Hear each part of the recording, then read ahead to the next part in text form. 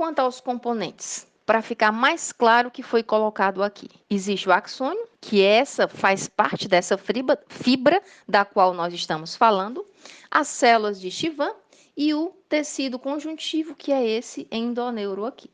Então, a respeito do axônio, nós conversamos para você que existe esse endoneuro, o endoneuro, o perineuro e o epineuro.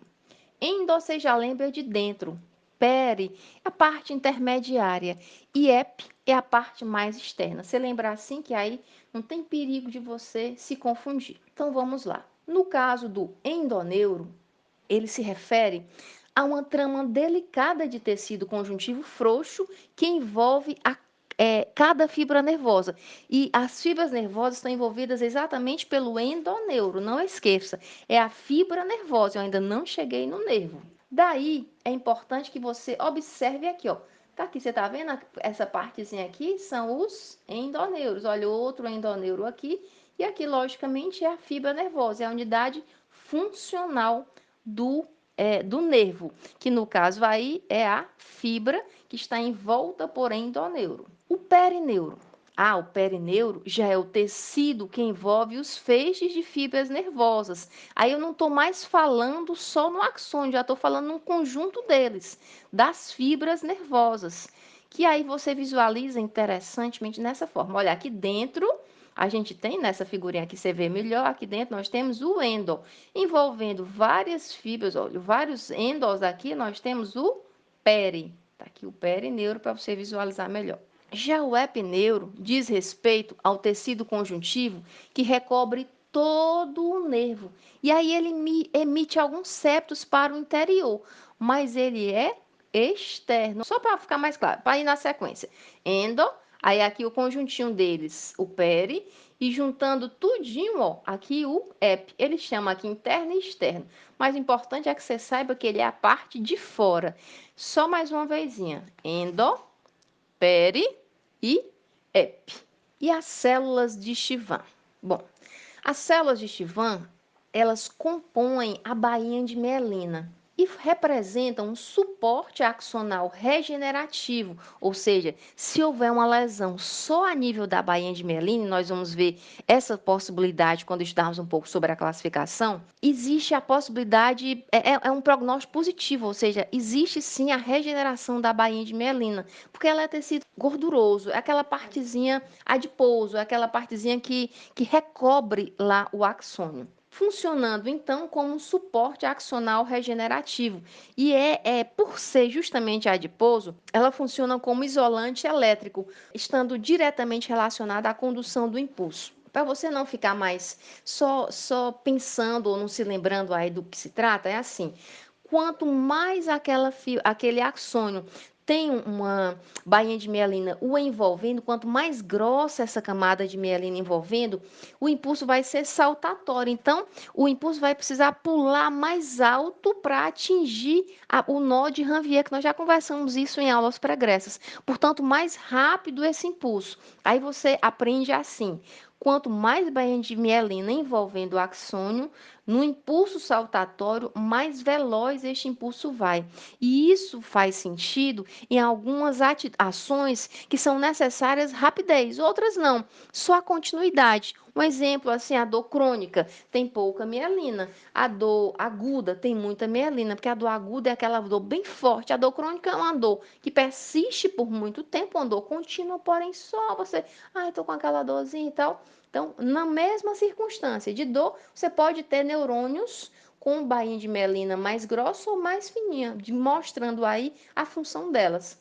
E só lembrando, tudo isso é tecido conjuntivo, endo, peri e ep, que circundam então essa unidade funcional que é o neurônio propriamente dito. E o conjunto deles forma o nervo periférico, que pode ser levado, sendo este então o objetivo desse mapa mental. E sobre a degeneração nervosa, o que podemos falar sobre isso? Existe a chamada degeneração valeriana.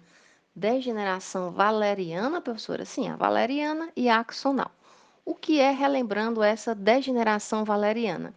É uma degeneração do segmento mais distal. E a degeneração axonal é do segmento mais proximal. Então, uma degeneração valeriana, olha, aqui tá tudo normal. Você tá vendo aqui? Bonitinho, olha só. Dá para mostrar para você aqui o dendrito, aqui o corpo celular com o centro, né, o núcleo, e aqui o axônio. Você tá vendo, olha, circundando bainha de melina, bainha de melina, bainha de melina e assim por diante. Entre elas existe um espaçozinho que a gente chama de nó de Ranvier, o impulso então é saltatório. Pois bem, aqui no caso, olha só, houve uma lesão. Houve uma lesão aqui a nível de bainha de mielina, especificamente nessa partezinha do axônio. Quando essa degeneração é mais assim para o finalzinho, a gente chama de valeriana. Quando ela é mais para o começozinho, você chama de axonal. E aí você percebe, cadê o impulso? Não vai mais, olha, existe então essa finalzinho aqui de degeneração. E sobre a regeneração nervosa desses nervos periféricos, o que a gente pode falar para vocês sobre? Inicialmente, existe a cromatólise. E do que se trata essa cromatólise? A cromatólise nada mais é do que a dissolução da cromatina que ocorre durante o processo de divisão celular. Em seguida a essa cromatólise, ou seja, essa dissolução da cromatina, ocorre que na substância de Nils, ou seja, no retículo endoplasmático condensado, que você enxerga aqui, ó, o retículozinho, essa partezinha mais pretinha, ele é disperso no citoplasma da célula. Depois dessa cromatose, depois dessa dispersão das substâncias de Nils, ocorre um aumento da quantidade de DNA e RNA, que se sucede com um metabolismo celular aumentado, intenso. Para quê? Para produzir o axoplasma, para em sequência dar origem ao tubo neural distal, permitindo então essa regeneração que ocorre no caso humano, de 1 a 2 milímetros por dia. Aqui dá para você observar esse processo, cromatose, substância de Nils, não de uma forma muito clara, mas dá para você observar um pouquinho. Olha, aqui, divisão da célula de Chivan, há essa lesão, aqui ela começa aí o crescimento e aqui a regeneração. Não é a melhor figura, mas dá para você entender que a regeneração, quando se dá, ocorre mais ou menos nessa sequência. Sobre a etiologia da lesão do nervo periférico, a origem dessas lesões. Existem muitas possibilidades de lesões de nervos periféricos, dentre as quais podemos destacar traumas mecânicos com elementos cortantes, facas, armas brancas, de uma forma geral, né? Mais comum em crianças, ou assim, algum acidente. Armas de fogo, temperaturas intensas, tanto para mais quanto para menos, algumas substâncias químicas corrosivas, como ácidos, ou compressões por tumores, hematomas, saliências ósseas. Nesses casos, a lesão não é tão grande, é mais uma compressão em si, o que traz um prognóstico bem melhor.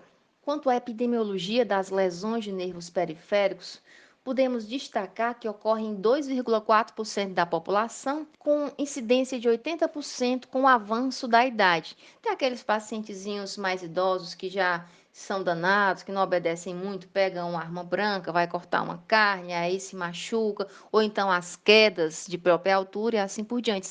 Existem essas possibilidades. Não que os jovens, inclusive masculino, não tenham essa preponderância, e também infantis, que a gente estuda em outros momentos. Aqui a gente está estudando mais adulto e idoso. Agora, os tipos de lesão de nervos periféricos. Olha só, trouxe até com figurinha para ficar mais legal de você entender. Para falar para você os tipos de lesão, a gente falou lá no histórico sobre o Seddon e os Sunderlands.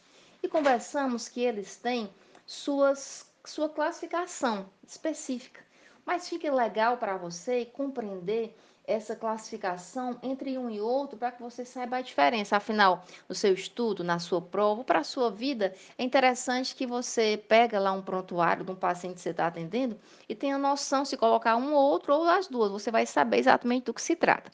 Então, vamos lá. Para Seddon, existe neuropraxia, axonotimese e neurotimese. Para Sunderland, existe o grau 1, 2, 3, 4 e 5. A neuropraxia de Seddon corresponde ao grau 1 de Sunderland. E no caso da lesão, acontece uma disfunção simplesmente, não há uma lesão propriamente dita. Uma disfunção, uma alteração da função por aquele nervo desenvolvido. Logicamente, estou falando de nervo que inerva músculos, que tem o lado motor e o lado sensitivo. No caso da axonotimese, pode corresponder ao grau 2, 3 e 4 de Sunderland. No caso da axonotmese, que corresponde ao grau 2 de Sunderland, há uma alteração apenas axonal. No grau 3, envolve o axônio mais aquela fibrazinha conjuntiva interna, o endoneuro. Se você não lembra, volta o vídeo que você vai lembrar na figurinha que a gente mostrou para você. E no grau 4, envolve o axônio, a fibrazinha do endoneuro e o conjunto dessas fibras, ou seja, o fascículo, envolve também o perineuro. Então, só lembrando, só revisando, o grau 2, só o axônio, o grau 3, o axônio mais o endoneuro, o grau 4, o axônio mais o endoneuro mais o perineuro. Isso tudo aqui eu chamo de axonotmese para Seddon. E a neurotmese para Seddon corresponde ao grau 5 de Sunderland, ou seja, há uma lesão do axônio, do endoneuro, do perineuro e também do epineuro, ou seja, existe a lesão completa. Neste caso aqui, apenas uma disfunção, grau mais leve. Neste caso aqui, uma lesão total, mais grave. Para que você consiga visualizar melhor, então, olha só, na neuropraxia ocorre apenas uma compressão, uma disfunção, uma alteração.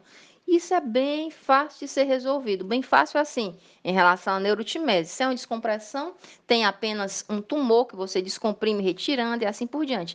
Quando retira, teoricamente, as funções serão restabelecidas. Agora, quando se tem uma axonotmese, que nós estudamos aqui seu grau 2, 3 e 4 de Sunderland, pode envolver axônio, endoneuro e perineuro, vai até o perineuro.